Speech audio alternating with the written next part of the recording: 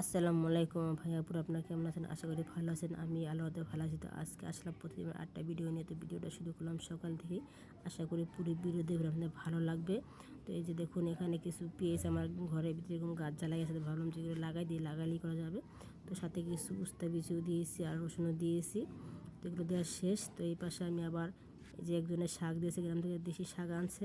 তো সেই শাকগুলো বেছে নিব রান্না করার জন্য। তো অর্ধেকগুলো বেছে নেব, অর্ধেকগুলো থেকে দেবো, যেহেতু আমি একা একা খাবো তো শাক লাগবে না।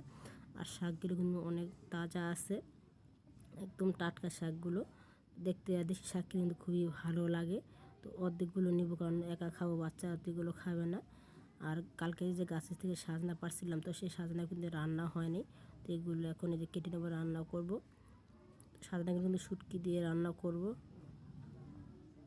কাটাকাটি করার শেষ, তো রান্না করতে আসে পড়ছি। আর এই যে শুটকিগুলো আমি ভেজে নিচ্ছি।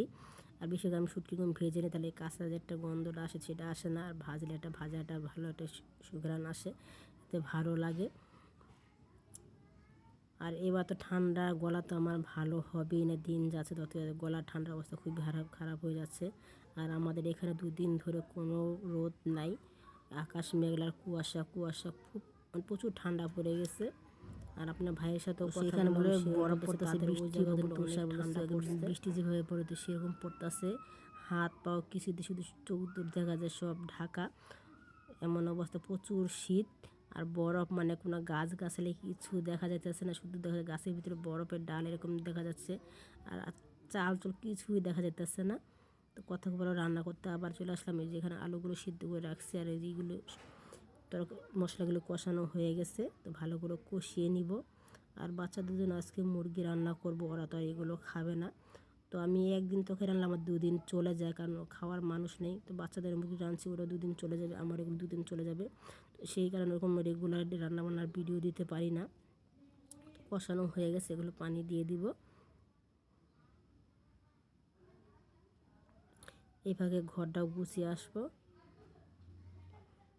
এই যে আমার ত্বকেটা প্রায় হয়ে গেছে, বেশি শুকানো যাবে না, একটু সুরা রাখলে এই ত্বকের সুরাটা কিন্তু খুবই ভালো লাগে। আর আলু তো টেনে খায়। তো বাচ্চাদের এখানে ওই বসাই দিলাম।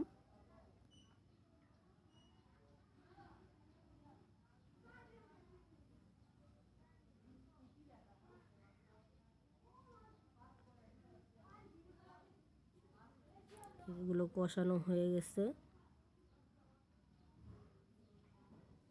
আর এই শীতকালে যত পিঠাপাটি খাওয়া, যত আনন্দ, কিন্তু আমার এবার কোনো ওরকম কোনো মন মানসিকতা নাই যে কিছু তৈরি করবো, মানে কিছুই ভালো লাগে না, এরকম অবস্থা। তো এই ফাঁকে তো আমার রান্না বান্না হয়ে গেছে। তো এখন আমি খেতে বসবো। আর দেখুন, জানলা দেখুন, অনেক সুন্দর একটা রোদ আসছে, দেখুন দেখতে কত সুন্দর। তো আমার আজকের ভিডিওটা এই পর্যন্ত ছিল। আমার ভিডিও যদি আপনাদের ভালো লাগে অবশ্যই লাইক করবেন।